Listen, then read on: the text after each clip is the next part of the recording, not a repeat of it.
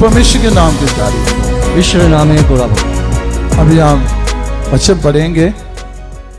এখন আমরা বাক্য পড়ব। मीका की पुस्तक उसका 7 अध्याय 20 वचन पढ़ेंगे। মিকার পুস্তক 7 অধ্যায়ের 20 পদ পড়ব। मीका की पुस्तक 7 अध्याय 20 वचन। মিকার পুস্তক 7 অধ্যায়ের 20 পদ।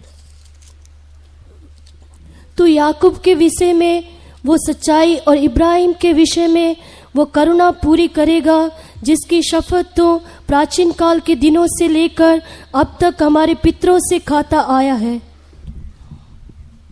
परमेश्वर के नाम की स्तुति हो। ঈশ্বরের নামে গৌরব হোক। सब ध्यान से सुनिए। সবাই ধ্যানপূর্বক শুনুন।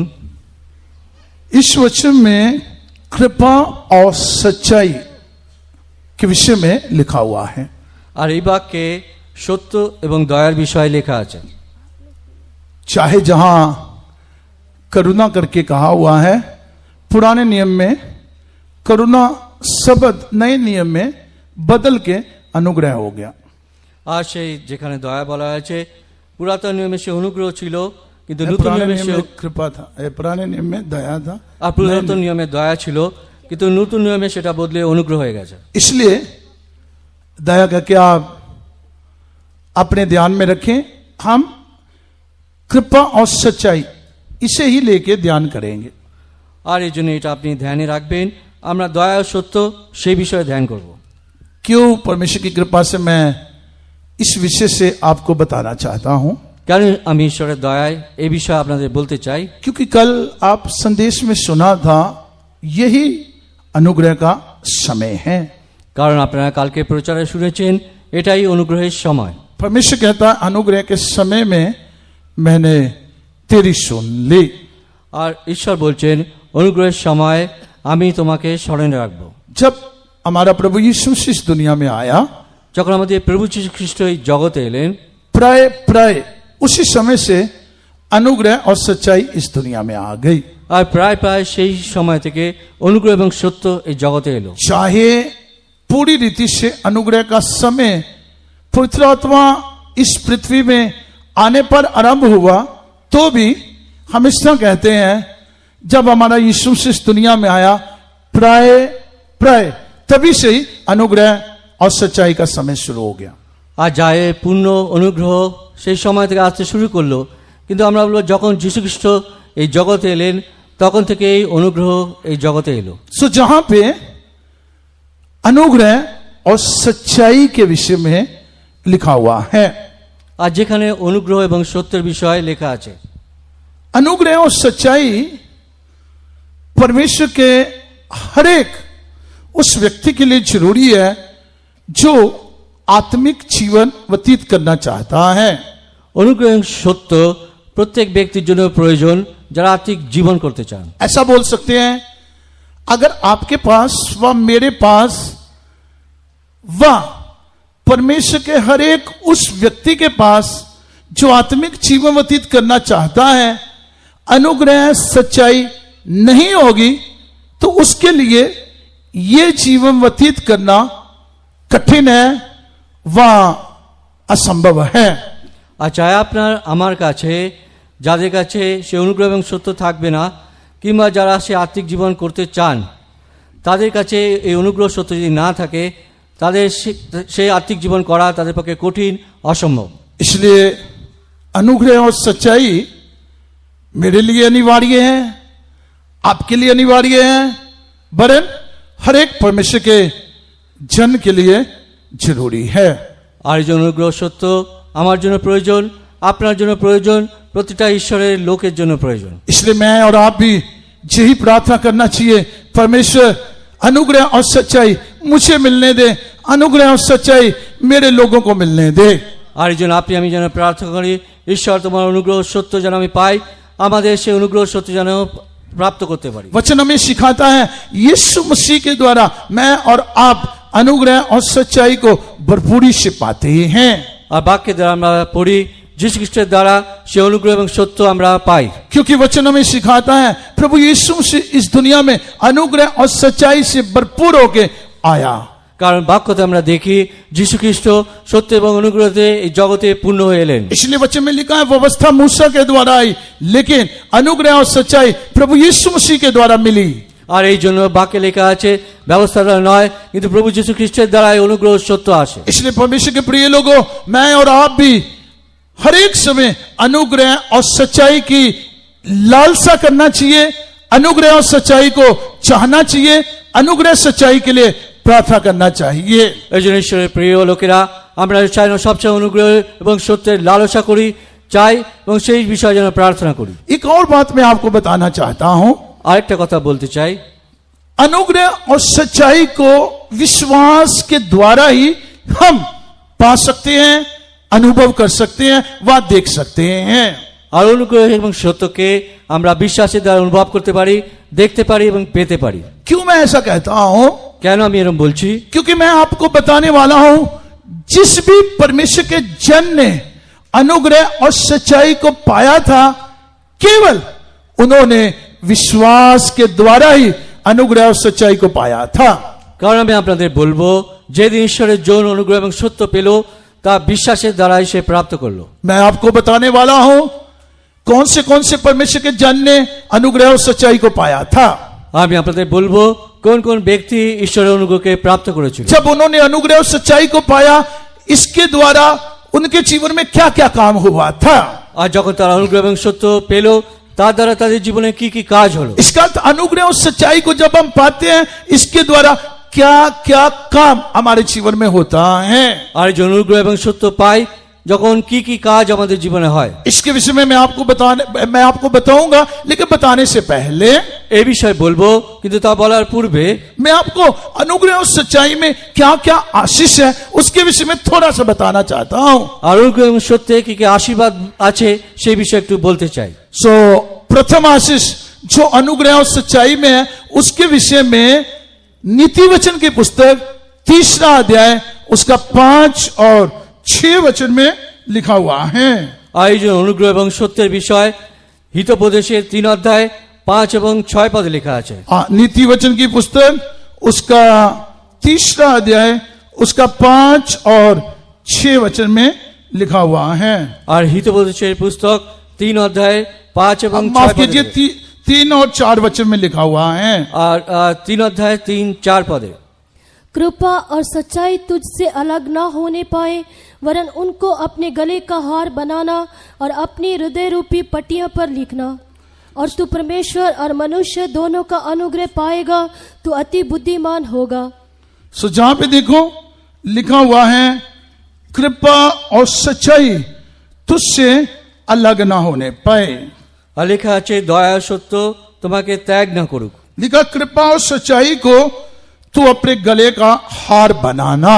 আর লেখা আছে দয়া ও সত্যকে তোমার কণ্ঠদেশে বাঁধিয়া রাখো। लिखा कृपा और सच्चाई को तू अपनी हृदय रूपी पट्टियों पर लिखना। আর লেখা আছে দয়া ও সত্যকে তোমার হৃদয় ফলকে লিখিয়া রাখো। और 4 वचन में लिखा है तू परमेश्वर और मनुष्य दोनों का अनुग्रह पाएगा। তুমি ঈশ্বর ও মানুষের দুজনের অনুগ্রহ পাবে। तू अति बुद्धिमान होगा। আর তুমি অনেক সুবুদ্ধি পাবে। इसका अर्थ क्या है? এর অর্থ কি? जब हम कृपा और सच्चाई को पाते हैं, যখন আমরা দয়া এবং সত্যকে পাই, कृपा और सच्चाई के द्वारा परमेश्वर और मनुष्य दोनों के अनुग्रह की आशीष को अनुभव करते हैं। আর দয়া এবং সত্যর দ্বারা ঈশ্বর এবং মানুষ দুজনের অনুগ্রহকে তারা অনুভব করে। प्राय हम में से हर एक व्यक्ति चाहता है परमेश्वर का अनुग्रह मुझ पर रहना चाहिए, इंसान का भी अनुग्रह मुझ पर रहना चाहिए। আমাদের প্রত্যেকজন আমরাই চাই যেন ঈশ্বরের অনুগ্রহ এবং মনুষ্যের অনুগ্রহ উভয় আমাদের মধ্যে कोई থাকে। भी ऐसा नहीं होगा जो ये नहीं चाहता होगा परमेश्वर और इंसान का अनुग्रह मुझे ना मिले। আর কেউ এমন নেই যে তিনি চান না যে ঈশ্বর ও মনুষ্যের অনুগ্রহ আমাদের উপর না থাকুক। जैसा मैंने आपको कहा, हम में से हर एक ये चाहता है परमेश्वर का अनुग्रह भी मुझे मिले और इंसान का अनुग्रह भी मुझे मिले। আর যেরকম আমি বলেছিলাম, আমাদের মধ্যে প্রত্যেকে চান ঈশ্বরের অনুগ্রহ যেন আমাদের উপরে থাকে, মনুষ্যের অনুগ্রহ যেন আমাদের উপরে থাকে। परमेश्वर के प्रिय लोगों, कृपा और सच्चाई के द्वारा ही हम परमेश्वर और इंसान के अनुग्रह को पा सकते हैं। ঈশ্বরের প্রিয় লোকেরা, দয়া ও সত্য দ্বারাই আমরা ঈশ্বর ও মনুষ্যের অনুগ্রহকে পেতে পারি। कृपा और सच्चाई के द्वारा ही इस आशीष को हम बहुत से अपने जीवन में अनुभव कर सकते हैं। দয়া ও সত্য দ্বারাই এই আশীর্বাদকে অধিকাংশ আমাদের জীবনে অনুভব করতে পারি। कैसे हम कृपा और सच्चाई के द्वारा इस सच्चाई को अर्थात परमेश्वर और इंसान के अनुग्रह की आशीष की सच्चाई को अनुभव करते हैं। আর কিভাবে আমরা দয়া সত্য দ্বারা ঈশ্বর ও অনুগ্রহের আশীর্বাদকে আমাদের জীবনে অনুভব করতে পারি? अगर आप लूका का सुसमाचार उसका दूसरा अध्याय उसका 52 वचन पढ़ोगे, আর যদি লূক সুসমাচার 2 অধ্যায়ের 52 পদ পড়েন, लूका का सुसमाचार दूसरा अध्याय 52 वचन, লূক সুসমাচার 2 অধ্যায়ের 52 পদ, वहां पे यीशु मसीह के विषय में इस तरह लिखा है, यीशु मसीह बुद्धि और डील डौल में बढ़ता गया और परमेश्वर और मनुष्यों के अनुग्रह में भी बढ़ता गया। আর সেখানে লেখা আছে যিশু জ্ঞান এবং বয়সে এবং ঈশ্বর ও মনুষ্যের নিকটে অনুগ্রহে বৃদ্ধি পাইতে থাকে গেলেন। दया करके पढ़ के देखिए। 52 पद। और यीशु बुद्धि और डील डौल में और परमेश्वर और मनुष्यों के अनुग्रह में बढ़ता गया। सो जहां पे देखो लिखा है प्रभु यीशु मसीह बुद्धि और डील डौल में बढ़ता गया, আর প্রভু যীশু খ্রিস্ট জ্ঞানে এবং সেই পূর্ণতায় বৃদ্ধি পেতে থাকলেন। और इसके बाद लिखा है वो परमेश्वर और मनुष्यों दोनों के अनुग्रह में भी बढ़ता गया। আর তারপরে লেখা আছে ঈশ্বর ও মনুষ্যের উভয়ের অনুগ্রহে বৃদ্ধি পেতে লাগলেন। सो परमेश्वर और इंसान के अनुग्रह को पाने से पहले वो बुद्धि और डील डौल में बढ़ा। আর ঈশ্বর ও মনুষ্যের অনুগ্রহ পাওয়ার পূর্বে তিনি জ্ঞান ও পূর্ণতায় বৃদ্ধি পেলেন। और भी मैं थोड़ा आपको गहराई से बोलने से बुद्धि और डील डौल में बढ़ने से पहले यीशु मसीह के जीवन में क्या कौन सी बात दिखाई दी? আরো গভীরতায় বলতে গেলে জ্ঞানে এবং পূর্ণতায় বৃদ্ধি পেতে যীশু খ্রিস্টের জীবনে কোন বিষয় দেখা গেল? अगर आप 49 और 50 और 51 वचन पढ़ोगे तो इन वचनों में हम देखते हैं। আর যদি আপনি 49, 50, 51 পদে পড়েন এই বাক্যে আমরা দেখি 50 वचन में लिखा हुआ है, जब उसके माता पिता उसको ढूंढ रहे थे और वे मंदिर में उसको ढूंढते ढूंढते आके मिले, तब यीशु मसीह ने कहा तुम मुझे क्यों ढूंढते हो? क्या नहीं जानते थे कि मुझे अपने पिता के भवन में रहना जरूरी है व अवश्य है? আর যখন তার মাতা পিতা তাকে খুঁজতে খুঁজতে সেই মন্দিরে এলে যীশু খ্রিস্ট তাদের বললেন তোমরা কেন আমার অন্বেষণ করিবে? তোমরা কি জানো না আমার পিতার গৃহে আমাকে থাকিতে হইবে? 49 वचन में लिखा है, क्या नहीं जानते थे कि मुझे अपने पिता के भवन में होना जरूरी है व अपने पिता के कामों में लगे रहना जरूरी है। আর 49 পদে তিনি বলছেন তোমরা কি জানিতে না যে আমার পিতার গৃহে আমাকে থাকিতে হইবে, নয়তো পিতার কার্যে আমাকে লিপ্ত থাকতে হবে। सो जहां पे ध्यान देने वाली बात कौन सी है? আর এখানে ধ্যান দেওয়ার বিষয় কোনটা? चाहे यीशु मसीह के लिए पिता के भवन में होना और पिता के कामों में लगे रहना जरूरी था, আর চাহে প্রভু যীশু খ্রিস্টকে পিতার গৃহে নয়তো পিতার কাজে নিযুক্ত থাকা ছিল, तो भी তাও इससे बढ़ के यीशु मसीह के लिए क्या जरूरी था? আর এর চেয়ে অধিক যীশু খ্রিস্টের জন্য কি প্রয়োজন ছিল? 50 और 51 वचन में देखते हैं, इस तरह लिखा हुआ है, माफ कीजिए 51 वचन में इस तरह लिखा हुआ है, 51 পদে এই ধরনের লেখা আছে तब वो उनके साथ गया और नासरत में आया और उनके वश में रहा और उसकी माता ने ये सब बातें अपने मन में रखी। পরে তিনি তাহাদের সঙ্গে নামিয়া নাসরতে চলিয়া গেলেন ও তাহাদের বশীভূত থাকিলেন, আর তাহার মাতা সমস্ত কথা আপন হৃদয়ে রাখিলেন। हाँ, लिखा पिता के घर में होना जरूरी होने के बावजूद भी वो अपने माता पिता के साथ गया আর পিতার গৃহে থাকার প্রয়োজন থাকলেও তিনি তার মাতা পিতার সঙ্গে গেলেন और उनके वश में रहा, अर्थात उनकी अधीनता में रहा। তাদের বশীভূত থাকলেন অর্থাৎ তার অধীনে থাকলেন। इसके बाद लिखा वो बुद्धि और डील डौल में बढ़ता गया। আর তারপরে লেখা আছে তিনি জ্ঞানে এবং পূর্ণতায় বৃদ্ধি পেলেন। परमेश्वर मनुष्यों के अनुग्रह में भी वो बढ़ता गया। ঈশ্বর এবং মনুষ্যের অনুগ্রহে তিনি বৃদ্ধি পাইতে इसका থাকলেন। अर्थ क्या है? এর অর্থ কি? इसका अर्थ है हमारे कई ऐसे जरूरी काम है जो हमारे लिए जरूरी है, इनसे भी बढ़ के जरूरी अधीन रहना व वश में रहना है। এর অর্থ আমাদের অনেক প্রয়োজনীয় কাজ আছে, তা অনেক প্রয়োজন, কিন্তু এর চেয়ে অধিক প্রয়োজন যে তার অনুগ্রহে থাকা। बहुत सारे लोग यही एक सच्चाई को नहीं समझते। আর অনেক লোকেরা এই সত্যকে বোঝে না। बहुत सारे लोग अपनी जरूरी कामों को ही अधिक जरूरी समझते हैं। আর অনেক লোকেরা তাদের প্রয়োজনীয় কাজকে অনেক প্রয়োজন বলে মনে করে। बहुतों का विचार यही है कि यही मेरे लिए हमारे लिए अत्यंत जरूरी व अवश्य है। আর তারা এইভাবে ভাবে এটা আমার জন্য অতি আবশ্যক, অতি প্রয়োজন। इसलिए वे उसी में ही लगे रहते हैं। আর এই জন্য তারা তাদেরই নিযুক্ত থাকেন। तो जहां पे देखो, चाहे यीशु मसीह के लिए पिता के घर में रहना जरूरी था, पिता के कामों में लगे रहना जरूरी था, तथापि यीशु मसीह के लिए उसके माता पिता के वश में रहना उससे भी अधिक जरूरी था। আর যেখানে যীশু খ্রিস্টকে তার পিতার গৃহে থাকা উচিত ছিল, পিতার কাজে নিযুক্ত থাকা ছিল, তার চেয়ে অধিক তিনি তার মাতার বশীভূত থাকিলেন। इसका अर्थ क्या है? हमारे कई जरूरी कामों से भी बढ़ के हमें अपने से बड़ों के अधीन रहना, उनके वश में रहना जरूरी है, अनिवार्य है।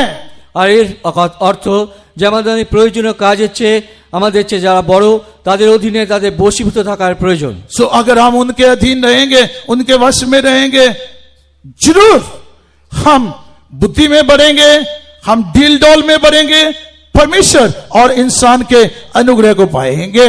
আর এই জন্য আমরা যদি তাদের অধীনে তাদের বশীভূত থাকি, নিশ্চয় আমরা জ্ঞানে পূর্ণতায় বৃদ্ধি পাবো আর ঈশ্বর মনুষ্যের অনুগ্রহে থাকবো। अब हम ऐसा बोल सकते हैं, ये केवल तभी संभव होगा यदि हमारे पास कृपा और सच्चाई रहेगी। আর এখন এটা বলবো, এটা তখনই সম্ভব হবে যদি আমাদের কাছে দয়া ও সত্য থাকে। अगर आपके पास कृपा और सच्चाई होगी, आप जरूर उस कृपा और सच्चाई की मदद से वश में रह सकोगे, अधीनता में रह सकोगे। कृपा और सच्चाई की मदद से आप बुद्धि को पा सकोगे, डील डोल में बढ़ सकोगे, और इस तरह आप परमेश्वर और इंसान दोनों के अनुग्रह को पा सकोगे। আর আপনার কাছে দয়া এবং যদি সত্য থাকে তাহলে আপনি বশীভূত হতে পারবেন, তাহলে আপনি জ্ঞানে ও পূর্ণতায় বৃদ্ধি পাবেন, আর এইভাবে ঈশ্বর ও মনুষ্য নিকটে অনুগ্রহে বৃদ্ধি পাবেন। इसलिए लिखा है, कृपा और सच्चाई तुझसे अलग ना होने पाए, वरन उनको अपने गले का हार बनाना और अपने हृदय रूपी पट्टियों पर उसे लिख लेना। আর এই জন্য দয়া ও সত্যে তুমি বজায় থাকো, তোমার কণ্ঠ দিয়ে সে বাঁধিয়া রাখো, তোমার হৃদয় ফলকে লিখিয়া রাখো। तू परमेश्वर और मनुष्य दोनों के अनुग्रह को पाएगा, अति बुद्धिमान तू हो जाएगा। আর তাহলে করিলে অনুগ্রহ এবং সুবুদ্ধি পাইবে, ঈশ্বর ও মনুষ্যের দৃষ্টিতে পাইবে। सो ये पहली आशीष है जो कृपा और सच्चाई के द्वारा हम अपने जीवन में एहसास करते हैं। আর এটাই প্রথম আশীর্বাদ যা দয়া এবং সত্য দ্বারা আমাদের জীবনে অনুভব করি। परमेश्वर के नाम की तारीफ हो, ঈশ্বরের नामे गौरव हो। कृपा और सच्चाई में दूसरी आशीष कौन सी है, उसके विषय में आप पढ़िए। দয়া এবং সত্যতে দ্বিতীয় আশীর্বাদ কি সেই বিষয়ে পড়ুন। नीति वचन की पुस्तक 16 अध्याय 6 वचन जब हम पढ़ते हैं, হিতোপদেশে 16 অধ্যায় 6 পদ যখন পড়ি, तो वहां पे हम इस तरह देखते हैं, अधर्म का प्रायश्चित कृपा और सच्चाई से होता है। नीति वचन 16 अध्याय 6 वचन। अधर्म का प्रायश्चित कृपा और सच्चाई से होता है, और यहोवा के भय मानने के द्वारा मनुष्य बुराई करने से बच जाते हैं। দয়া ও সত্যে অপরাধের প্রায়শ্চিত্ত হয়, আর সদাপ্রভুর ভয় মনুষ্য মন্দ হইতে সরিয়া যায়। सो जहां पे देखिए क्या लिखा है, कृपा और सच्चाई से अधर्म का प्रायश्चित होता है। এখানে কি লেখা আছে? দয়া ও সত্যে অপরাধের প্রায়শ্চিত্ত হয়। अधर्म जहां किसे दिखाता है, আর অপরাধ কাকে দেখায়? बाइबल में लिखा है सब प्रकार का अधर्म ही पाप है। আর বাইবেলে লেখা আছে সমস্ত ধর্মের অধর্মই হচ্ছে পাপ। हाँ, अगर आप पहला यूहन्ना उसका 5 अध्याय 17 वचन पढ़ोगे तो वहां पे लिखा हुआ है सब प्रकार का अधर्म ही पाप है। আর প্রথম যোহন 5 অধ্যায় 17 পদ দেখলে সেখানে লেখা আছে সমস্ত ধরনের অধর্মই হচ্ছে পাপ। और अगर आप पहला यूहन्ना उसका पहला अध्याय 9 वचन पढ़ोगे तो वहां पे इस तरह लिखा हुआ है। আর প্রথম যোহন যদি আপনি 1 অধ্যায় 9 পদ পড়েন সেখানে লেখা আছে, लिखा यदि हम अपने पापों को मान लें तो वो हमारे पापों को क्षमा करने और हमें सब प्रकार के अधर्म से शुद्ध करने के लिए विश्वास योग्य हैं। আর যদি আমরা আপন আপন পাপ স্বীকার করি তাহলে তিনি বিশ্বস্ত ধার্মিক, তিনি আমাদের সমস্ত পাপ মোচন করবে এবং অধর্ম থেকে সূচি করবেন। सो लिखा पाप को माफ करने के लिए वो विश्वास योग्य हैं। আর লেখা আছে পাপ মোচন করার জন্য তিনি বিশ্বস্ত। ना केवल इतना वरन वो हमें हमारे अधर्म से शुद्ध करने के लिए भी विश्वास योग्य हैं। আর না শুধু এইটুকুই, কিন্তু তিনি আমাদের অধর্মিকতাকে সূচি করার জন্য सो अधर्म जहां किसे दिखा रहा है, আর এই জন্য অধর্মিকতা কিসে দেখায়? अधर्म मुझ में और आप में बसे हुए पाप के स्वभाव को प्रकट करता है।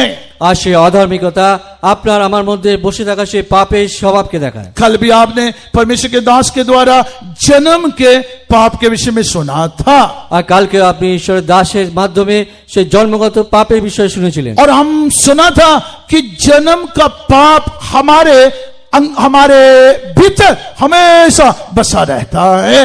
আমরা শুনেছিলাম জন্মগত পাপ সর্বদা আমাদের মধ্যে বসে থাকে। जन्म का पाप जो हमारे भीतर बसा रहता है, यही वो अधर्म है जो हमारे भीतर हमेशा बसा रहता है। আর জন্মগত পাপ যা আমাদের মধ্যে থাকে সেটা আমাদের সেই অধর্মের বিষয় যা আমাদের মধ্যে বজায় থাকে। सो जैसे एक पेड़ की जड़ हमेशा जमीन में छुपी रहती है, ठीक उसी तरह ये स्वभाव हमें हमेशा छुपा रहता है। আর যেমন একটা বৃক্ষের মূল সর্বদা মাটির নিচে গুপ্ত থাকে, সেরকমই অধর্মের স্বভাব আমাদের মধ্যে গুপ্ত থাকে। यही कारण है कई बार प्राय हम ये देखते हैं, जब कभी भी हम गलती करते हैं या कोई बुराई करते हैं, हम मन फिराते हैं, पश्चाताप करते हैं, फिर हम दोबारा वही करते हैं। আর যখন আমরা দেখি, যখন আমরা ভুল করি, তখন আমরা মন পরিবর্তন করি, প্রায়শ্চিত্ত করি, কিন্তু আবার সে একই ভুল করি। हम एक तरफ मन फिराते हैं, আমরা একদিকে মন পরিবর্তন করি, एक तरफ पश्चाताप करते हैं, একদিকে প্রায়শ্চিত্ত করি, एक तरफ हम परमेश्वर के सम्मुख रोते हैं और आंसू बहाते हैं, আর একদিকে আমরা ঈশ্বর সম্মুখে ক্রন্দন করি, রোদন করি। लेकिन दूसरी तरफ वही हम करते हैं जिसके लिए हम पश्चाताप कर रहे थे। কিন্তু আবার আমরা সেটাই করি যার জন্য সে অনুতাপ করেছিলাম। सो क्यों ऐसा होता है, এরকম কেন হয়? या फिर कैसे ऐसा होता है? নয়তো কিভাবে এটা হয়? क्योंकि हम में अधर्म अर्थात पाप का स्वभाव बसा हुआ है। কারণ আমাদের মধ্যে অধর্ম অর্থাৎ পাপের স্বভাব বজায় আছে। चाहे जब कभी भी हम गलती करते हैं अर्थात क्रियों के पापों से मन फिराते हैं, আর যখনই আমরা ভুল করি সে কৃত পাপ থেকে আমরা মন ফিরাই, तो भी पुनः वही करते हैं जिससे हम मन फिराते हैं, আর তাও আমরা বারবার সেটাই করি যেটা থেকে আমরা মন ফিরাই। क्योंकि ये हमारे अंदर हमेशा बसा रहता है। কারণ সর্বদা এটা আমাদের মধ্যে বজায় থাকে। जैसे मैंने आपको कहा, पेड़ की जड़ पेड़ में छुपी रहती है। আর যেরকম আমি বলেছিলাম যে বৃক্ষের মূল বৃক্ষে গুপ্ত तो থাকে। अगर आप एक पेड़ को ऊपर से काटोगे, दोबारा वो पनपेगा, फिर काटोगे फिर पनपेगा, फिर काटोगे फिर पनपेगा, फिर काटोगे फिर पनपेगा। আর যদি আপনি একটা গাছকে কাটেন সেটা আবার উঠবে, আবার কাটলে আবার উঠবে, এইভাবে হতেই থাকবে। सो इस तरह अगर आप उसको ऊपर से काटते रहोगे वो पनपता रहेगा, काटते रहोगे पनपता रहेगा। আর যদি আপনি সেটাকে উপর থেকে কাটেন আবার সেটা উঠবে, আবার সেভাবে উঠেই থাকবে। सो अगर जब आप उसकी जड़ को ही वहां से निकाल दोगे, दोबारा फिर कभी भी पनपने को आप देख नहीं सकोगे। আর যখন আপনি তাকে মূল থেকে উৎপাদিত করবেন আর তাকে কখনো দেখতে পাবেন না। सो इसका अर्थ क्या है? এর অর্থ কি? जब हम अपने अधर्म से पूरी तरह शुद्ध किए जाते हैं, तब दोबारा क्रियों के पाप को हम नहीं देख पाते। আর যখন আমরা অধর্ম থেকে একদম সূচি হই তখন আমাদের সেই ক্রিয়ার পাপ আর দেখা যায় না। सो इसलिए लिखा हुआ है, यदि हम अपने पापों को मान लें, আজ এই জন্য লেখা আছে যদি আমাদের পাপ স্বীকার করি। इसका अर्थ क्रियों के पापों को जब हम सच्चे हृदय से सच्चाई से स्वीकार करते हैं, অর্থাৎ क्रियार पापকে যখন আমরা সত্য হৃদয় সত্যে স্বীকার করি, तो परमेश्वर हमारे पापों को क्षमा करने पर विश्वास योग्यता को दिखाता है। यही केवल नहीं है, আর ঈশ্বর আমাদের তখন পাপকে মোচন করতে বিশ্বাস রাখেন। সেটা শুধুই নয়, वरन वो हमारे अधर्म से भी अर्थात उस स्वभाव से जो हमारे अंगों में हमारे भीतर बसा हुआ है, जिससे हम दोबारा बार बार वही करते हैं, उससे भी वो हमें पवित्र कर देता है। আর তখন তিনি আমাদের অলৌকিকতা যে স্বভাব আমাদের মধ্যে বসে থাকে বারবার যেটা করি সেটা দেখে আমাদের সূচি করেন। सो ये कब और कैसे संभव होता है? এই কাজ আর কিভাবে সম্ভব হয়? लिखा अधर्म का प्रायश्चित আর লেখা আছে कृपा और सच्चाई से होता है। আর লেখা আছে সেই অধর্মের প্রায়শ্চিত্ত দয়া এবং সত্যে হয়। इसका अर्थ है जब हम कृपा और सच्चाई को पाते हैं, इस कृपा और सच्चाई के द्वारा हम एक सच्चे पश्चाताप की आशीष को अनुभव करते हैं, अर्थात ऐसे पश्चाताप की आशीष को अनुभव करते हैं जिससे परमेश्वर अपनी विश्वास योग्यता के द्वारा हमें उस अधर्म से शुद्ध कर देता है।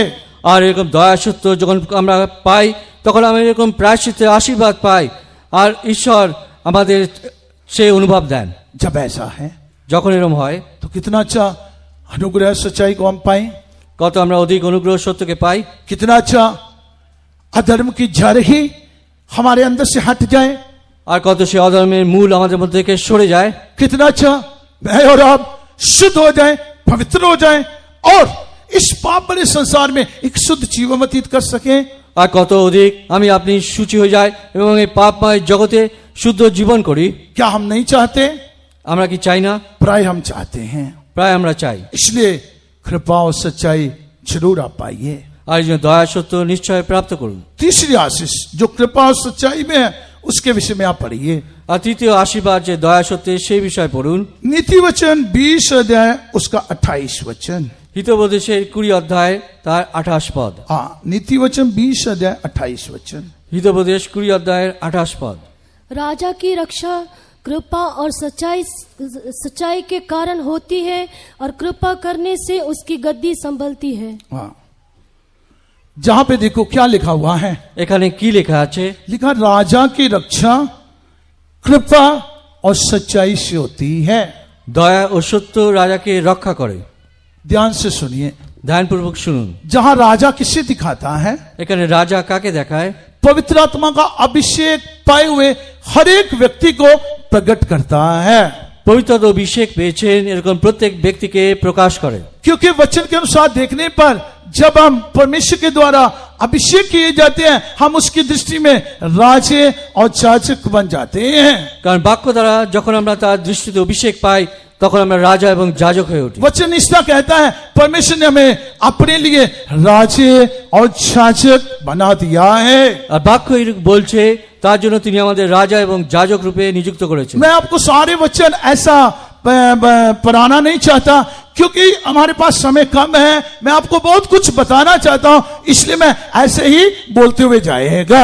আমি সমস্ত বাক্য আপনাদের পড়াচ্ছি না কারণ সময় কম আছে, এই জন্য আমি এইভাবে বলে যাব। सो जहां पे लिखा है राजा की रक्षा कृपा और सच्चाई से होती है, আর এখানে লেখা আছে দয়া এবং সত্য রাজাকে রক্ষা করে। मैंने आपको कहा हम अभिषेक पाए हुए लोग परमेश्वर की दृष्टि में राजे हैं। আমি বলছি আমরা অভিষিক্ত লোক ঈশ্বরের দৃষ্টিতে রাজা। सो हम जहां इस वचन को इस तरह भी बोल सकते हैं, अभिषेक की रक्षा कृपा और सच्चाई से होती है।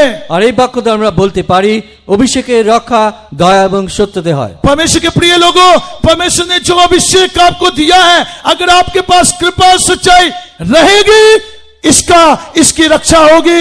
अगर कृपा और सच्चाई को आप खो देंगे, नष्ट कर देंगे, अभिषेक नष्ट हो जाएगा। আর ঈশ্বরের প্রিয় লোক আপনার কাছে যদি সেই দয়া এবং সত্য থাকে তাহলে সে অভিষেককে রক্ষা করতে পারবেন, আর দয়া সত্য না থাকলে তাহলে সে অভিষেক নষ্ট হয়ে যাবে। इसलिए अगर आप चाहते हो मिला हुआ अभिषेक हमेशा मुझ में ज्यों का त्यों बना रहना चाहिए, আর এই জন্য যদি আপনি চান যে অভিষেক পেয়েছি যেন সর্বদা আমার মধ্যে বজায় থাকে, इस अभिषेक की हमेशा रक्षा होती रहे, আর এই অভিষেকে সর্বদা যেন রক্ষিত থাকে, हमेशा कृपा और सच्चाई को आप संभालिए। সর্বদা দয়া ও সত্যকে আপনি ধরে दूसरे রাখুন। शब्दों में कृपा और सच्चाई को आप प्राप्त कीजिए। আর এইভাবে আপনি দয়া ও সত্যকে প্রাপ্ত করুন। कृपा और सच्चाई आप में दिखाई देने दीजिए, কৃপা আর সত্য যেন আপনাদের দেখা যায়, इससे आपका अभिषेक बना रहेगा, আর এইভাবে আপনার অভিষেক বজায় থাকবে। इससे आपका अभिषेक बना रहेगा। আর এইভাবে আপনার অভিষেক বজায় থাকবে, आपका अभिषेक नष्ट नहीं होगा। আপনার অভিষেক নষ্ট হবে না। और आप जानती हो, जब नहीं भी जानते, जब सौल राजा ने अपने अभिषेक को नष्ट कर दिया, वचन में लिखा परमेश्वर की ओर से ही एक बुरी आत्मा आके उसको सताने लगी। আর যখন আপনি জানেন যে শৌল যখন তার অভিষেককে নষ্ট করলো, তখন বাক্যে লেখা আছে একটা মন্দ আত্মা এসে তাকে তাড়না দিতে লাগলো। अभिषेक नष्ट कर देने पर परमेश्वर की तरफ से एक दुष्ट आत्मा, बुरी आत्मा आके उसको सताने लगी। আর অভিষেক নষ্ট করার পরে ঈশ্বরের দিক থেকে একটা মন্দ আত্মা এসে তাকে তাড়না দিল। और वचन में हम इस समय पढ़ते हैं, जब जब वो बुरी आत्मा उस पर आती थी, तब वो उस बुरी आत्मा के द्वारा दाऊद को नाश कर देना चाहता था। আর বাক্যে লেখা আছে যখন সেই মন্দ আত্মা তার উপরে আসতো, তিনি সেই মন্দ আত্মার প্রভাবে অনেককে বিনাশ করতে চাইতেন। उस व्यक्ति को नाश करना चाहता था जो उसकी भलाई का काम कर रहा था। আর সেই ব্যক্তি তিনি বিনাশ করতে চাইতেন যে তার মঙ্গল করত। क्योंकि जब सौल पर दुष्ट आत्मा आती थी, दाऊद ही अपनी वीणा बजाकर उसकी दुष्ट आत्मा से उसे शांत करता था। আর যখন শৌলের উপর সেই দুষ্ট আত্মা আসতো, দাউদ সেই বিনা বাজিয়ে তাকে শান্ত করতেন। इसका अर्थ क्या है? जो व्यक्ति उसके लिए भलाई का काम कर रहा था, उसकी चंगाई का काम कर रहा था, उसी को वो नाश करना चाहता था। এর অর্থ যে তার মঙ্গল করত, তার আরোগ্য করতে চাইতো, তারই সে বিনাশ করতে চাইতো। इसका अर्थ है, अगर हम अभिषेक को नष्ट करेंगे, बुरी आत्मा के वश में हम चले जाएंगे, उस वक्त हम ऐसे अंधे हो जाएंगे कि जो हमारे साथ भलाई करते हैं, जो हमारे शुभ चिंतक है, उन्हें ही हम नाश करना शुरू करेंगे। এর অর্থ আমরা যখন অভিষেককে নষ্ট করব, মন্দ আত্মার বশে চলে যাব, আর সেই সময় আমরা এমন অন্ধ হব যে আমাদের মঙ্গল করবে, তারই বিনাশ করতে চাইব। राजा की रक्षा कृपा और सच्चाई से होती है। রাজার রক্ষা দয়া এবং সত্যতে হয়। अभिषेक की रक्षा कृपा और सच्चाई से होती है। অভিষেকের রক্ষা দয়া এবং সত্য দ্বারা হয়। कृपा करने पर ही उसकी गद्दी संभलती है, ऐसा लिखा है। আর লেখা আছে দয়া করলে তার সিংহাসন স্থির থাকে। सो इसका अर्थ है, अगर कृपा और सच्चाई हम पर हमारे पास रहेगी, इससे ही हमारी जगह ज्यों की त्यों बरकरार रहेगी।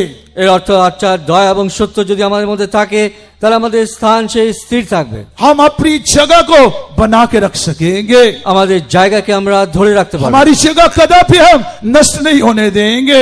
আমাদের সেই हमारी जगह को, हमारे स्थान को हम नष्ट नहीं होने देंगे। আমাদের স্থানকে আমরা নষ্ট হতে দেব না। और जानते हो, स्वर्ग में परमेश्वर ने आपके लिए एक अच्छी जगह रखी हुई है। আর ঈশ্বর স্বর্গে আপনার জন্য একটা উত্তম স্থান রেখেছেন। मेरे लिए आपके लिए स्वर्ग में एक श्रेष्ठ जगह परमेश्वर ने रखी हुई है। আপনার আমার জন্য ঈশ্বর স্বর্গে একটা শ্রেষ্ঠ और স্থান हम जानते हैं, हमारा यीशु भी हमारे लिए एक श्रेष्ठ जगह को तैयार कर रहा है। আমরা জানি আমাদের যিশু আমাদের জন্য একটা শ্রেষ্ঠ স্থান প্রস্তুত इसलिए করছেন। कृपा और सच्चाई मुझसे और आपसे अलग ना हो।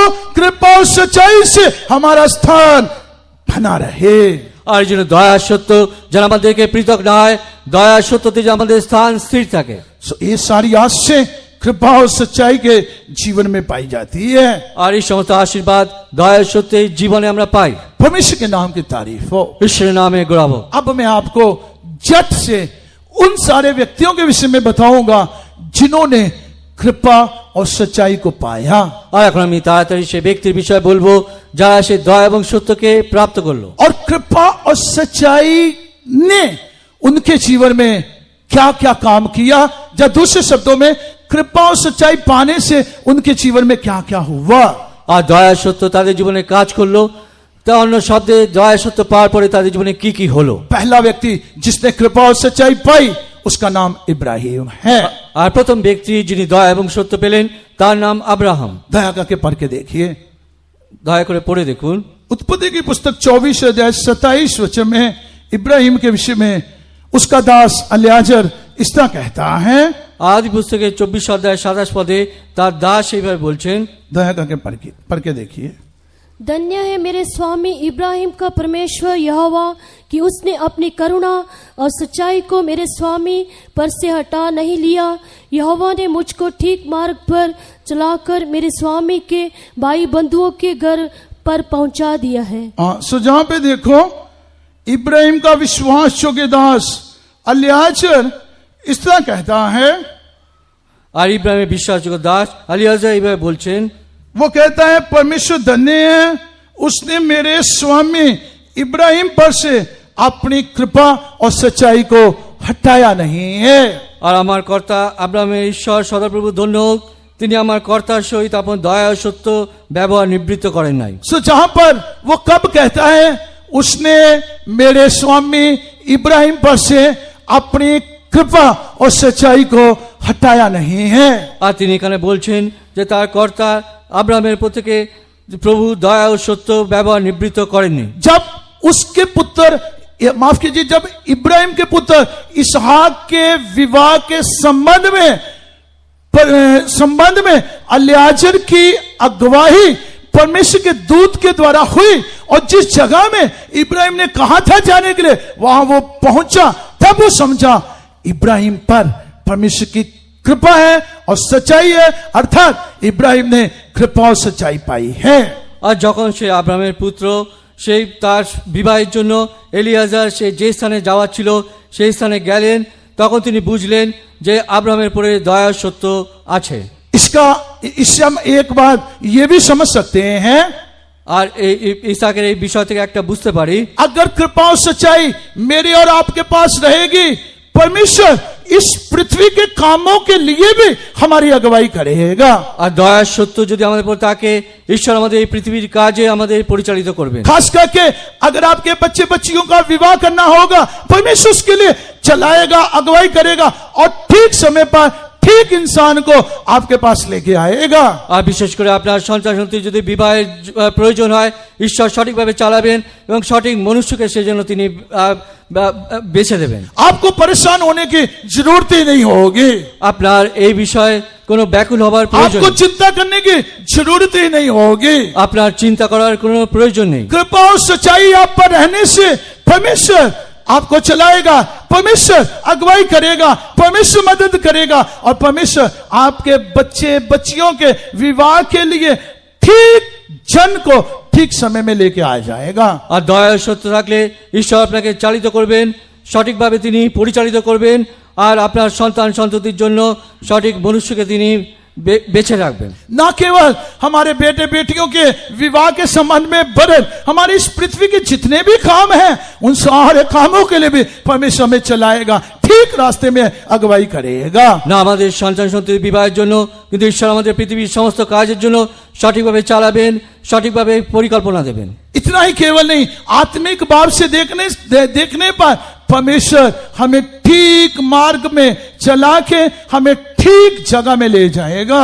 আর এইটুকু নয়, ঈশ্বর আমাদের আর্থিক পদে সঠিকভাবে চালিয়ে সঠিক স্থানে নিয়ে যাবেন। आप उत्पत्ति की पुस्तक 24 अध्याय अगर 48 वचन पढ़ोगे तो वहां भी इसी तरह हम देख सकते हैं। আর যদি আদি পুস্তক 24 অধ্যায় 22 পদ পড়েন, সেখানে আমরা 48 পদ পড়েন, তাহলে সেখানে আমরা এই বিষয় দেখতে পারি। सुदया का के पढ़ के देखिए उत्पत्ति की पुस्तक उसका 24 अध्याय 48 वचन। আর পড়ে দেখুন আদি পুস্তক 24 অধ্যায়ের 48 পদ।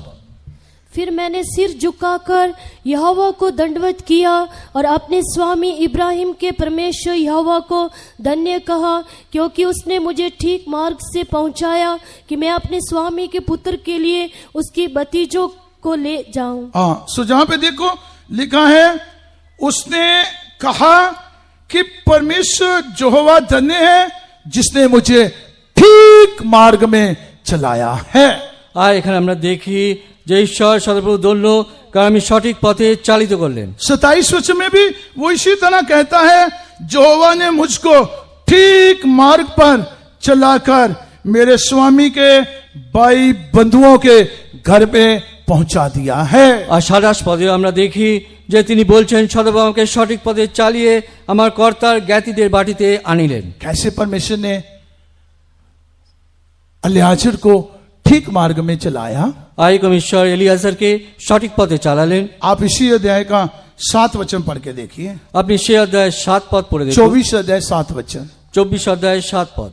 स्वर्ग का परमेश्वर यहोवा जिसने मुझे मेरे पिता के घर से और मेरी जन्मभूमि से ले आकर मुझसे शपथ खाकर कहा कि मैं ये देश तेरे वंश को दूंगा, वही अपना दूत तेरे आगे आगे भेजेगा कि तू मेरे पुत्र के लिए वहां से एक स्त्री ले आए। हाँ, लिखा वो अपना दूत तेरे आगे आगे बेचेगा। আর লেখা আছে তিনি তার দূত তোমার অগ্রে পাঠাবেন। ध्यान से सुनिए, लिखा वो तेरे आगे दूध को बेचेगा। আর ধ্যানপূর্বক শুনুন, লেখা আছে তোমার অগ্রে তিনি তার দূতকে পাঠাবেন। सो परमेश्वर ने अपना दूत भेजा আর ঈশ্বর তার দূত পাঠালেন। और दूत उसके आगे आगे चल के उसको ठीक मार्ग में चलाता रहा আর দূত তার অগ্রে অগ্রে চলে তাকে সঠিক পথে চালিত করলেন और उसको ठीक जगह में लेके चला गया। আর তাকে সঠিক স্থানে নিয়ে এলেন। जब मैं उड़ीसा में सेवा करता था আর যখন আমি উড়িষ্যায় সেবা করতাম, तभी एक जगह में मैं हमेशा हमारे एक विश्वासी परिवार के पास विजिटिंग करने जाता था। আর তখন একটা স্থানে আমাদের একটা বিশ্বাসী পরিবারে আমি ভিজিটিং এ যেতাম। हमारे फेतोम से वो लगभग 30-35 किलोमीटर दूर था। আমাদের বিশ্বাস গৃহ থেকে প্রায় 30-35 কিলোমিটার দূরে। सो उन्होंने अपने घर को बदल लिया था। আর তিনি তার ঘরকে বদলে দিয়েছিলেন। उन्होंने अपने घर को दूसरी जगह शिफ्ट कर लिया था। আর তিনি তার ঘরের এক স্থান থেকে আরেক স্থানে পরিবর্তন করলেন। मुझे इतना ही बताया था कि घर शिफ्ट हो गया है, আমি এইটুকু জানতাম তার ঘর তিনি বদলিয়েছেন, लेकिन कहाँ हुआ है करके पता नहीं था। কিন্তু কোথায় হয়েছেন বলে জানি না। सो उन्होंने कहा था उसी के आसपास में ऐसा बताया था, लेकिन ठीक उन्होंने पता मुझे नहीं दिया था। আর তিনি বললেন যে আশেপাশে কোন একটা স্থানে, কিন্তু সঠিক ঠিকানা দেননি। काफी दिन से वे भी चर्च में नहीं आए थे। আর অনেক দিন ধরে তিনি চার্চে এলেন না। सो मुझे भी चिंता हुआ क्यों नहीं वे आ रहे। আমারও চিন্তা হচ্ছে কেন তিনি আসছেন না। एक दिन मैं परमेश्वर से प्रार्थना करके, परमेश्वर मैं जा रहा हूं, तू मेरे को मदद करना, जरूर वहां ले जाना। আর একদিন আমি ঈশ্বরের কাছে প্রার্থনা করলাম, ঈশ্বর আমাকে সাহায্য করো, নিশ্চয় সেখানে সঠিক জায়গায় নিয়ে যাও। सो परमेश्वर की कृपा से मैं निकल गया। ঈশ্বরের দয়া আমি বের হলাম। सो जहां उनका पहले घर था वहां ही उन्होंने कहा था आसपास में है, लेकिन कहां है करके मुझे मालूम नहीं था। আর যেখানে তার প্রথমে ঘর ছিল তিনি বললেন তার আশেপাশে, কিন্তু কোথায় সঠিক আমি জানতাম না। कैसे भी मैं जब वहां पहुंचा আর যেরকম সেখানে পৌঁছালাম, और वहां से मैं ऐसे मेरे मन में थोड़ा उस तरफ जाता हूं, हो सकता कहीं उधर ना हो। আর সেখানে থেকে আমি মনে মনে ভেবে অন্যদিকে একটা দিকে গেলাম, হয়তো সেখানে হবে। वहां क्या हुआ, সেখানে কি হলো, हमारी मिशन का एक हिंदी गीत बड़ी जोर से आवाज से लगा हुआ था। আমাদের মিশনে একটা হিন্দি গান অনেক জোরে হচ্ছিল। मैं विचार किया हो सकता यही होगा, क्योंकि हमारा गीत ये घर में बज रहा है, तो हो सकता यही घर होगा। আর আমি ভাবলাম আমাদের গান এই ঘরে বাজছে, হয়তো এই ঘরটাই হবে। मैं अंदर चला गया, वो सिस्टर बाहर आई, ब्रदर आप कैसे जहां आ गया, आपको कैसे पता लग गया। আমি ভিতরে গেলাম, সেই বোন বলল যে ব্রাদার আপনি কি করে জানলেন। परमेश्वर के दूत ने मेरी अगुवाई की, ठीक जगह में मुझे ले गया। ঈশ্বরের দূত আমাকে চালনা করে সঠিক স্থানে নিয়ে গেলেন। इसलिए मैं हमेशा अपने विश्वासियों को कहता हूँ, गीत ऊंची आवाज में गाओ, दूसरा लोग भी सुन के जहां आ जाएगा। আর এই জন্য আমি আমাদের বিশ্বাসীদের বলি সর্বদা উচ্চ শব্দে গান করো, যাতে অন্যরা এখানে আসতে পারে। हाँ, कदाचित हो सकता दूसरे लोग भी सुन के जहां क्या हो रहा है, क्या चल रहा है, सुन के आवाज आ जाएंगे। আর অন্য লোকেরা শুনে যাতে এখানে বুঝতে পারে কি হচ্ছে বলে एखाने এসে যাবে। सो परमेश्वर के प्रिय लोगों, कृपा और सच्चाई हमारे पास रहने से परमेश्वर का दूत हमारे आगे आगे चलेगा और वो हमें ठीक मार्ग में चलाकर ठीक जगह में वो हमें ले जाएगा। আর এই জন্য ঈশ্বরের প্রিয় লোকেরা দয়া সত্য আমাদের মধ্যে থাকলে ঈশ্বরের দূত আমাদের অগ্রে অগ্রে যাবেন এবং আমাদের সঠিক স্থানে নিয়ে যাবেন। जब इब्राहिम ने कृपा और सच्चाई को पाया, इस कृपा और सच्चाई के कारण परमेश्वर का दूत उसके दास को ठीक मार्ग में चला सका। যখন আব্রাহাম দয়া সত্যকে পেলেন, এই দয়া সত্যের কারণে ঈশ্বরের দূত তার দাসকে সঠিক স্থানে নিয়ে গেলেন। हम कृपा और सच्चाई पाएंगे, परमेश्वर का दूत हमारी अगुवाई करेगा, हमारे लोगों की भी अगुवाई करेगा, ठीक मार्ग में वो हमें चलाएगा। আমরা দয়া এবং সত্যকে প্রাপ্ত করব, ঈশ্বরের দূত আমাদের লোকদের সঠিক পথে পরিচালিত করবেন। और कृपा और सच्चाई से हम अपने गंतव्य पर अर्थात जहां हमें पहुंचना वहां हम पहुंच जाएंगे। আর দয়া ও সত্য দ্বারা আমাদের যে লক্ষ্য যেখানে পৌঁছাতে হবে আমরা সেই স্থানে পৌঁছাবো। मैं और आप सिय्योन और नए यरूशलेम में पहुंच जाएंगे। আমি আর আপনি সিয়ন এবং নতুন জেরুজালেমে পৌঁছাবো। हमारी अगुवाई होगी, हम ठीक वहां तक चले जाएंगे। আমাদের পরিচালনা হবে, আমরা ঠিক সেখানে পৌঁছাবো। परमेश्वर के नाम की तारीफ हो। ঈশ্বরের नामे গৌরব হোক। दूसरा व्यक्ति जिसने कृपा और सच्चाई को पाया था, দ্বিতীয় ব্যক্তি যিনি দয়া এবং সত্য পেলেন, उसके विषय में हम पढ़ेंगे। তার বিষয় পড়ব। उत्पत्ति की पुस्तक 32 अध्याय 10 वचन में याकूब के विषय में पढ़ते हैं। आदि पुस्तकेर 32 अध्याय 10 पदे याकूबेर विषय আমরা দেখি। याकूब के विषय में हम देखते हैं कि उसने भी कृपा और सच्चाई को पाया था। আর জাকবের বিষয়ে দেখি যে তিনিও দয়া সত্যকে পেলেন। इसलिए उत्पत्ति की पुस्तक 32 अध्याय 10 वचन में याकूब इस तरह कहता है, আর যেন আদি পুস্তকের 32 অধ্যায় 10 পদে জাকব এইভাবে বলছেন, तूने जो जो काम अपनी करुणा और सच्चाई से अपने दास के साथ किए हैं, कि मैं जो अपनी छड़ी ही लेकर इस यरदन नदी के पार उतर आया, सो अब मेरे 2 दल हो गए हैं। तेरे ऐसे ऐसे कामों में से मैं एक के भी योग्य तो नहीं हूँ। सुझाव पे देखो याकूब क्या कहता है, আর এই জন্য আমরা দেখি জাকব বলছেন, तूने जो जो काम अपनी करुणा और सच्चाई से अर्थात कृपा और सच्चाई से अपने दास के साथ किए हैं, আর তুমি এই দাসের প্রতি যে সমস্ত দয়া ও যে সমস্ত সত্যাচরণ করিয়াছো, तेरे ऐसे ऐसे कामों में से मैं किसी एक के भी योग्य नहीं था। আর আমি এইসব কাজের কিছুরই যোগ্য নই। वो कहता है चाहे मैं एक समय केवल एक छड़ी लेके यरदन नदी के इस पार उतर आया था, लेकिन आज जब मैं यरदन नदी के इस पार से उस पार जा रहा हूं, मेरे हाथ में ना केवल एक छड़ी है, भरन मेरे 2 दल हैं। আর তিনি বলছেন, যখন আমি এই নিজের জর্দন পার হয়েছিলাম তখন আমার এই শুধু যষ্টিখানে ছিল, কিন্তু যখন আমি এখন এই পার থেকে ওই পারে যাচ্ছি, আজকে শুধু যষ্টি নয় কিন্তু 2 দল আমার হইয়াছে। सो इस वचन में याकूब अपने जीवन के 2 समयों के विषय में कहता है। আর এই বাক্যে জাকব তার জীবনের 2টো সময়ের বিষয়ে বলছেন। एक ऐसा समय जब उसके हाथ में केवल एक छड़ी थी, আর একটা সময় ছিল যখন তার হস্তে শুধু তার যষ্টি ছিল। एक ऐसा समय जब उसके पास एक छड़ी को छोड़ और कुछ भी नहीं था, वो खाली इंसान था। আর যখন একটা সময় ছিল তার কাছে যষ্টি ছাড়া কিছু ছিল না, তিনি একজন খালি মনুষ্য ছিলেন। दूसरा समय जब उसके पास 2 दल थे। আর দ্বিতীয় সময় যখন তার কাছে 2টো দল আছে। इसका अर्थ क्या है? এর অর্থ কি? परमेश्वर के प्रिय लोगों, अगर आपके पास कृपा और सच्चाई रहेगी, ঈশ্বরের প্রিয় লোকেরা, যদি আপনার কাছে দয়া এবং সত্য থাকে, चाहे आपके पास कुछ नहीं भी होने से, আপনার কাছে অন্য কিছু না থাকলেও, चाहे आपके पास केवल एक छड़ी होने से, শুধু আপনার কাছে একটা যষ্টি থাকলেও, इसका अर्थ क्या है? এর অর্থ কি? चाहे आपके पास केवल थोड़ा कुछ होने से, আর আপনার কাছে অল্প কিছু থাকলেও, जहाँ परमेश्वर के वचन पर मात्र विश्वास होने से, আর ঈশ্বরের বাক্যের উপর আপনার যদি বিশ্বাস और থাকে, कुछ नहीं भी होने से, আর কিছু না থাকলেও, कृपा और सच्चाई आपके पास रहने से, দয়া এবং সত্য আপনার কাছে থাকলে आप निराश नहीं होंगे।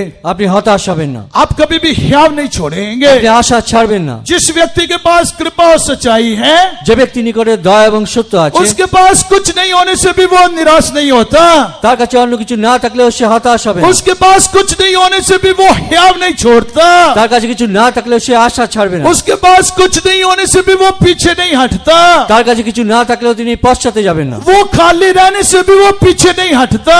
সে খালি থাকলেও সে পিছনে যাবে না। कृपा और सच्चाई मेरे और आपके पास हमेशा दिखाई देना चाहिए।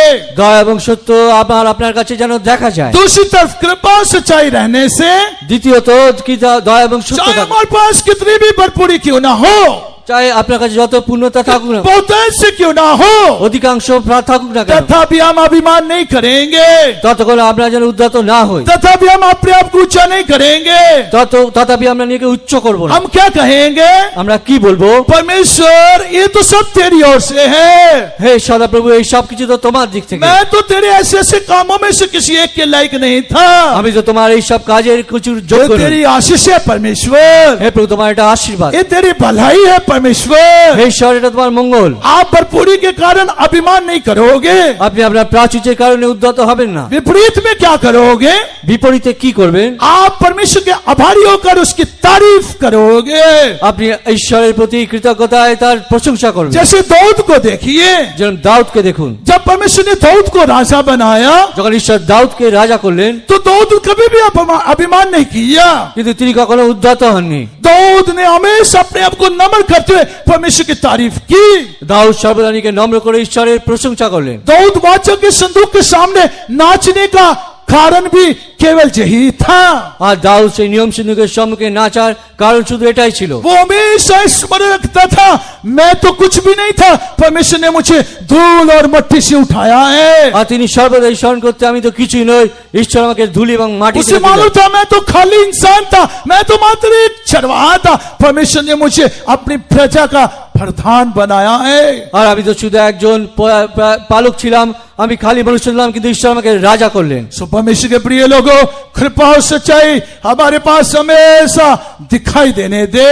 আর যে ঈশ্বরের প্রিয় লোকেরা, দয়া এবং সত্য যেন সর্বদা আমার কাছে দেখা যায়। मैं और आप कृपा और सच्चाई को बहुत ऐसे पाए আমি এবং আমি যেন দয়া এবং সত্যকে অধিকাংশ পরিমাণে পাই, ताकि हम घटी में भी खुशी मना सके, भरपूरी में भी नम्र होके परमेश्वर की तारीफ कर सके।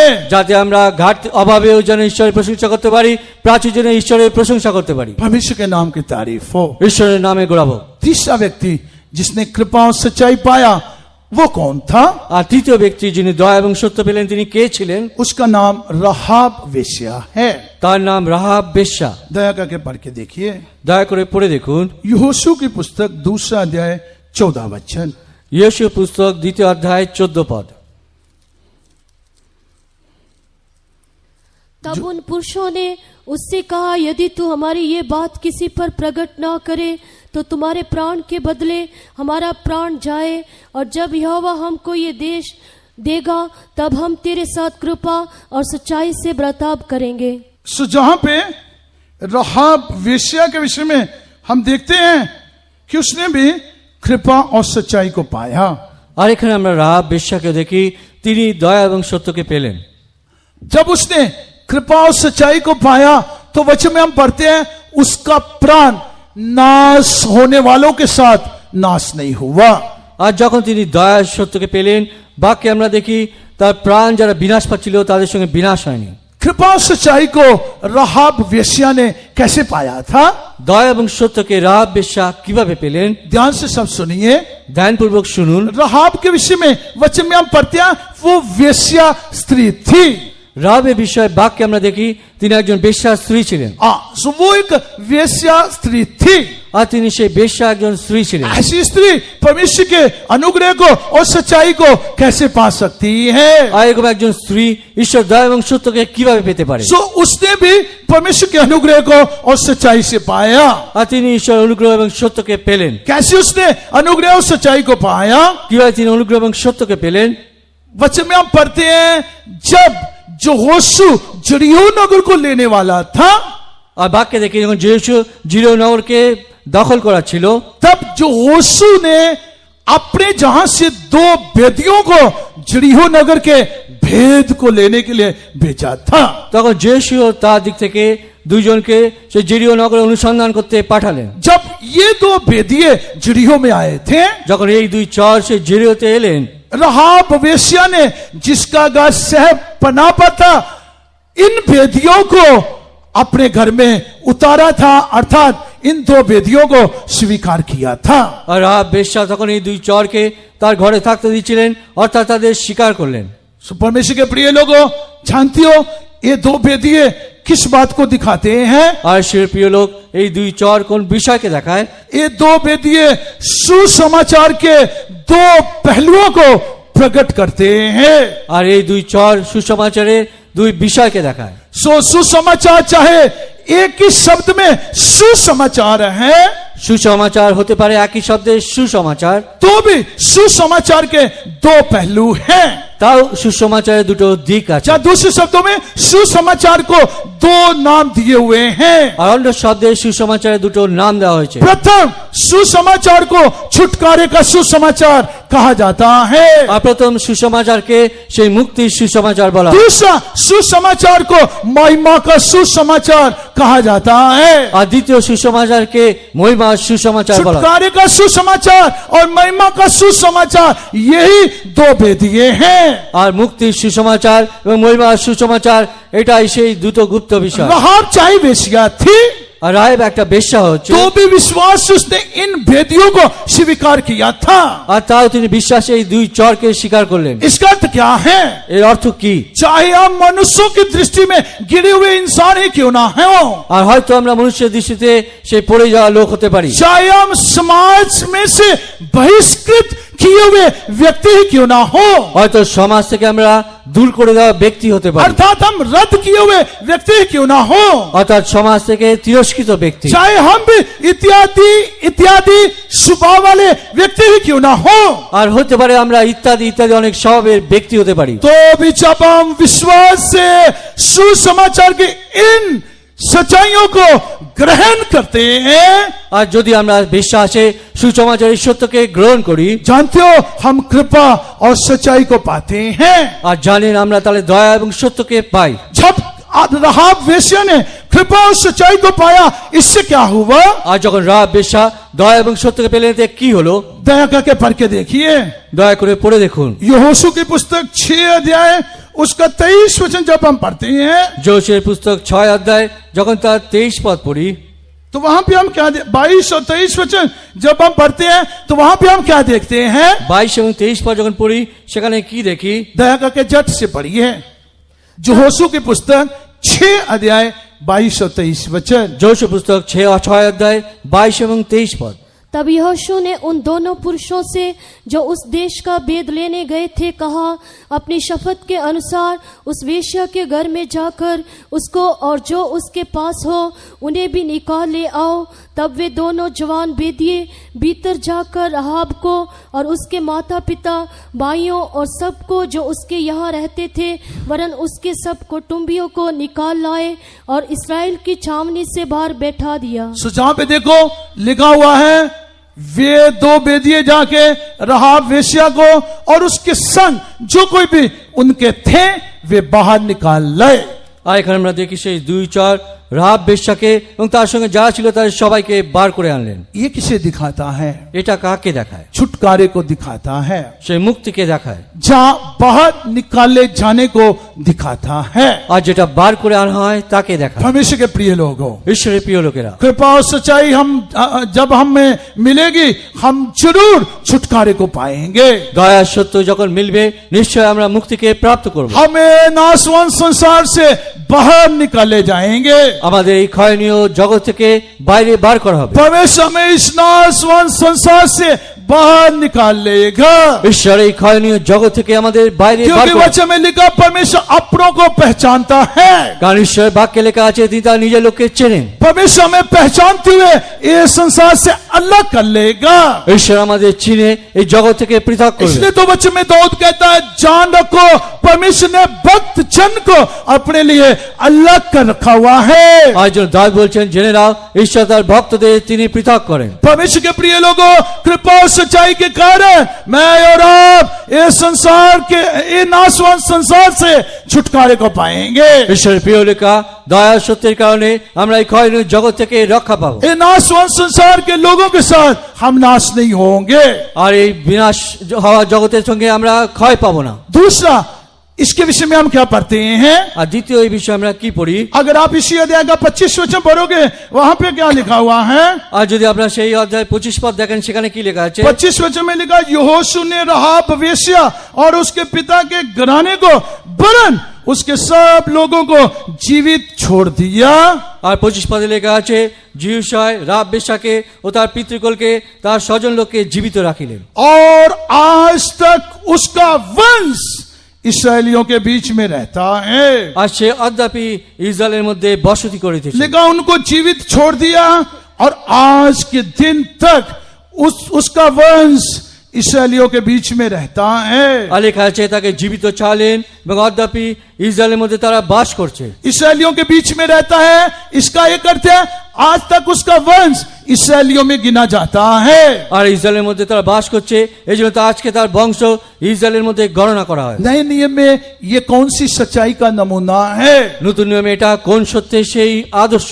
इफिसियों की पुस्तक 2 अध्याय 11 और 12 वचन जब हम पढ़ते हैं, এফেসীয়র পুস্তক 2 অধ্যায় 11-12 পদ যখন পড়বেন, इफिसियों की पुस्तक 2 अध्याय 11-12 वचन में प्रेरित पौलुस इफिसियों के लोगों को कहता है, এফেসীয়র অধ্যায় 2 অধ্যায় 11-12 পদে প্রেরিত পৌল এফেসীয় বিশ্বাসীদের বলছেন, लिखा, इस कारण स्मरण करो कि तुम जो शारीरिक रीति से अन्य जाति हो, অতএব স্মরণ করো, পূর্বে মাংসের সম্বন্ধে পরজাতি তোমরা, और जो लोग शरीर के हाथ के किए हुए खतने से खतना वाले कहलाते हैं, আর ত্বকচ্ছেদ মাংসে হস্ততে ত্বকচ্ছেদ নামে যারা আখ্যাত, वे तुम्हें खतना रहित कहते हैं।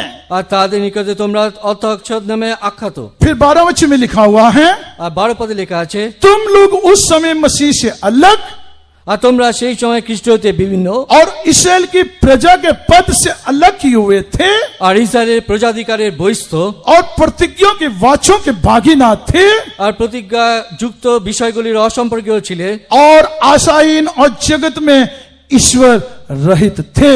আর তোমাদের আশা ছিল না, আর জগতে ঈশ্বরবিহীন ছিলে। और 13 वचन में क्या लिखा है, 13 পদে কি লেখা আছে, पर अब तो मसीह यीशु में तुम जो पहले दूर थे मसीह के लहू के द्वारा निकट हो गए हो। কিন্তু এখন খ্রিস্ট যিশুতে পূর্বে দূরবর্তী ছিলে যে তোমরা তোমরা খ্রিস্টের রক্ত দ্বারা নিকটবর্তী হইয়াছো। 19 वचन में लिखा, इसलिए तुम अब विदेशी और मुसाफिर नहीं रहे। 19 পদে লেখা আছে, এই জন্য তোমরা আর অসম্পর্কীয় প্রবাসী নও। 19 वचन पढ़ के देखिए, वहां पे लिखा, इसलिए अब तुम विदेशी और मुसाफिर नहीं रहे, আর 19 পদ পড়ে দেখুন লেখা আছে, এখন আর তোমরা অসম্পর্কীয় আর প্রবাসী নও, परंतु अब पवित्र लोगों के संगे स्वदेशी और परमेश्वर के परिवार के हो गए हो। কিন্তু পবিত্রগণের সহপ্রজা এবং ঈশ্বরের বাটির লোক। लिखा, आज तक उसका वंश इसराइलियों में रहता है। আর লেখা আছে, আজ পর্যন্ত তার বংশ ইসরায়েলদের মধ্যে আছে। ये किस बात को दिखाता है? এটা কোন বিষয়কে দেখায়? पवित्र लोगों के संगे तुम परमेश्वर के परिवार के हो गए हो। আর তুমি পবিত্র লোকের সঙ্গে ঈশ্বরের পরিবারের লোক হয়েছো। परमेश्वर के प्रिय लोगों, कृपा और सच्चाई से हम छुटकारे को पाएंगे, यही केवल नहीं वरन परमेश्वर के परिवार में से हम गिने जाएंगे। আর ঈশ্বরের প্রিয় লোকেরা দয়া সত্যতে ঈশ্বর হব এইটুকু নয়, কিন্তু তার পরিবারের লোক হব। हम परमेश्वर के घराने के लोग करके गिने जाएंगे। আমরা ঈশ্বরের সেই বংশের লোক হিসেবে हम গণিত, परमेश्वर का वंश करके गिने जाएंगे, আমরা ঈশ্বরের বংশরূপে গণিত। चाहे हम कोई भी क्यों ना हो, আর আমরা যে কেউ হই না কেন, कोई भी जाति के क्यों ना हो, যে কোনো জাতির হই না কেন, कोई भी देश के क्यों ना हो, যে কোনো দেশের হই कोई না, भी प्रांत के क्यों ना हो, যে কোনো প্রান্তের হই না, परमेश्वर के परिवार के हम गिने जाएंगे। ঈশ্বরের পরিবারে আমরা গণিত হব। जब ऐसा है, যখন এরকম হয়, कितना अच्छा कृपा और सच्चाई मेरे और आपके पास रहना चाहिए। আর কত অধিক দয়া ও সত্য আপনার কাছে আমার কাছে থাকা উচিত। परमेश्वर के नाम की स्तुति हो। ঈশ্বরের নামে গৌরব। मैं चौथे व्यक्ति के विषय में बोल के बंद करूंगा। আমি চতুর্থ ব্যক্তির বিষয় বলে শেষ করব। चौथा व्यक्ति कौन था जिसने कृपा और सच्चाई को पाया था? চতুর্থ ব্যক্তি কে ছিল যিনি দয়া আর সত্যকে পেলেন? उसका नाम दाऊद है। তার নাম দাউদ। दया करके पढ़ के देखिए, দয়া করে পড়ে দেখুন 57 वचन उसका तीसरा वचन। 57 গীতসংহিতা 3য় পদ। 57 Psalms 3rd verse। গীতসংহিতা 57:3। ईश्वर स्वर्ग से भेजकर मुझे बचा लेगा जब मेरा निगलने वाला निंदा कर रहा हो। सेला, परमेश्वर अपनी करुणा और सच्चाई प्रकट करेगा। सो जहां पे देखिए दाऊद भी कृपा और सच्चाई के विषय में कहता है। আর এখানে দেখি দাউদ দয়া এবং সত্যের বিষয়ে বলছেন। लिखा हुआ है, ईश्वर स्वर्ग से भेजकर मुझे बचा लेगा जब मेरा निगलने वाला निंदा कर रहा हो, परमेश्वर अपनी कृपा और सच्चाई प्रकट करेगा। আর লেখা আছে, ঈশ্বর স্বর্গ হইতে দূত প্রেরণ করে আমাকে নিস্তার করিবেন আমার গ্রাসকারী তিরস্কারকারে।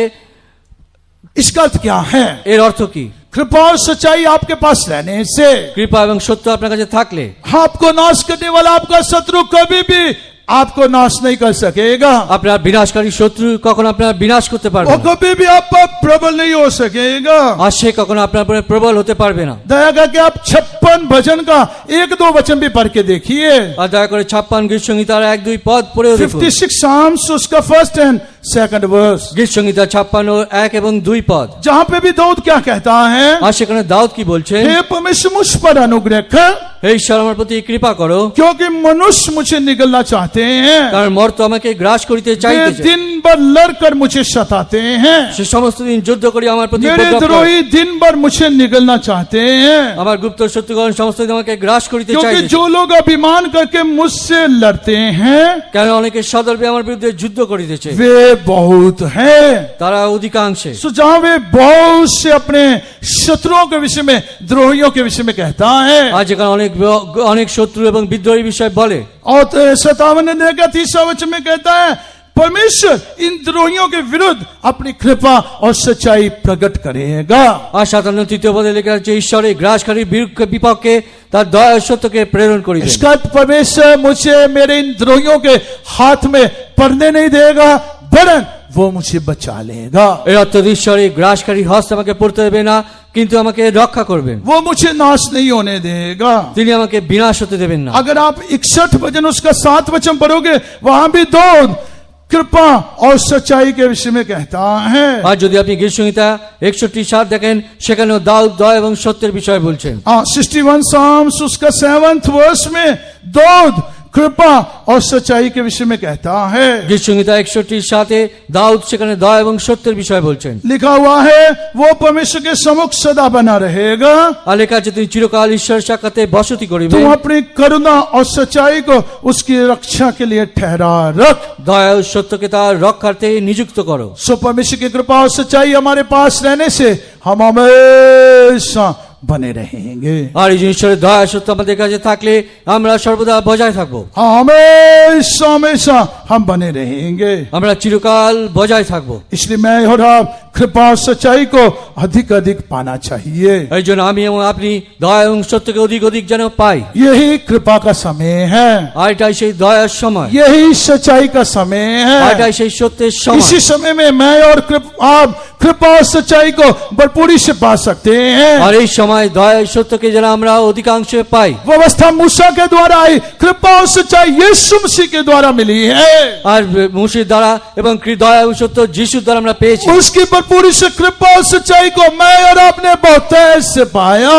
আর তার পূর্ণতায় দয়া এবং সত্যকে আমি আপনি অনেক পেয়েছি। इसलिए हम भी भविष्यद्वक्ता की नहीं प्रार्थना करते हुए कहना चाहिए, परमेश्वर अपनी कृपा और सच्चाई को पूरी तरह प्रकट कर। আর এই জন্য ভবিষ্যৎ বক্তারে আমরা প্রার্থনা করব, ঈশ্বর এবং তোমার দয়া এবং সত্যকে পূর্ণভাবে প্রকাশ করো। परमेश्वर में आशीष करे।